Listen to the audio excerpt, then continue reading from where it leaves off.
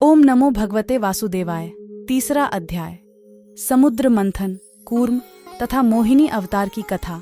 अग्निदेव कहते हैं, वशिष्ठ, अब मैं कूर्मा अवतार का वर्णन करूंगा। यह सुनने पर सब पापों का नाश हो जाता है।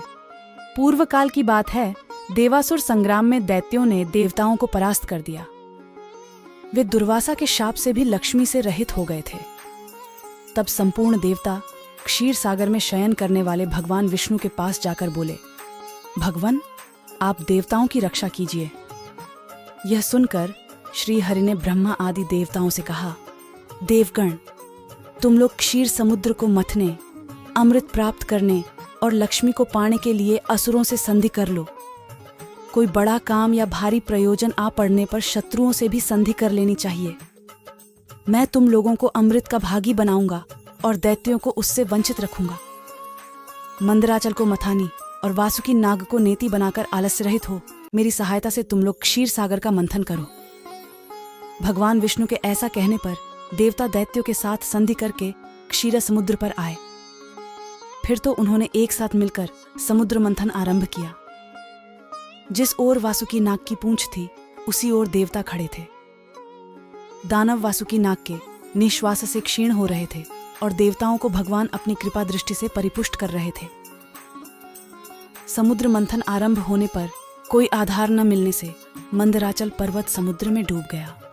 तब भगवान विष्णु ने कूर्म, कछुए का रूप धारण करके मंदराचल को अपनी पीठ पर रख लिया। फिर जब समुद्र मथा जाने लगा तो उसके भीतर से हलाहल विष प्रकट हुआ। उसे भगवान शंकर ने अपने कंठ में धारण कर लिया। इससे कंठ में काला दाग पड़ जाने के कारण वे नीलकंठ नाम से प्रसिद्ध हुए। तत्पश्चात समुद्र से वारुणी देवी, पारिजात वृक्ष, कौस्तुभमणि, गौई तथा दिव्य अप्सराएं प्रकट हुईं। फिर लक्ष्मी देवी का प्रादुर्भाव हुआ। वे भगवान विष्णु को प्राप्त हुईं। संपूर्ण देवताओं ने उनका दर्शन और स्तवन किया। इससे वे लक्ष्मीवान हो गए। तदनंतर भगवान विष्णु के अंशभूत धन्वंतरी, जो आयुर्वेद के प्रवर्तक हैं, हाथ में अमृत से भरा हुआ कलश लिए प्रकट हुए। दैत्यों ने उनके हाथ से अमृत छीन लिया और उसमें से आधा देवताओं को देकर वे सब चलते बने। उनमें जंब आदि दैत्य प्रधान थे। उन्हें जाते देख भगवान विष्णु ने स्त्री का रूप धारण किया। उस रूपवती स्त्री को देखकर दैत्य मोहित हो गए और बोले, सुमुखी, तुम हमारी भार्या हो जाओ और यह अमृत लेकर हमें पिलाओ।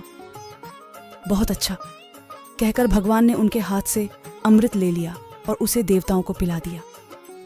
उस समय राहु चंद्रमा का रूप धारण करके अमृत पीने लगा।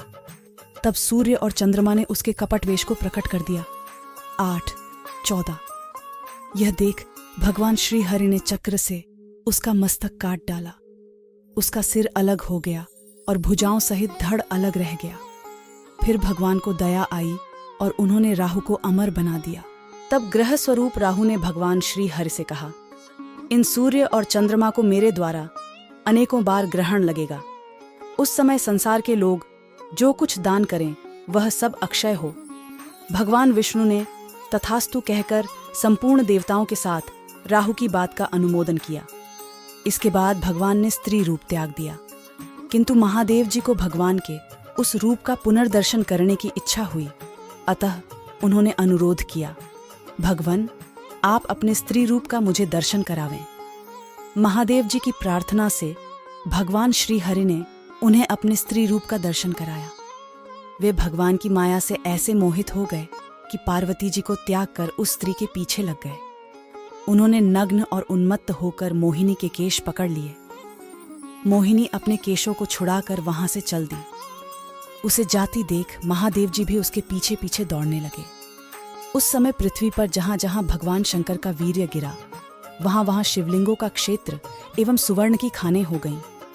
तत्पश्चात यह माया है, ऐसा जानकर भगवान शंकर अपने स्वरूप में स्थित हुए। तब भगवान श्री हरि ने प्रकट होकर शिव जी से कहा, रुद्र, तुमने मेरी माया को जीत लिया। पृथ्वी पर तुम्हारे सिवा दूसरा कोई ऐसा पुरुष नहीं है जो मेरी इस माया को जीत सके। भगवान के प्रयत्न से दैत्यों को अमृत नहीं मिलने पाया, अतः देवताओं ने उन्हें युद्ध में मार गिराया। फिर देवता स्वर्ग में विराजमान हुए और दैत्य लोग पाताल में रहने लगे।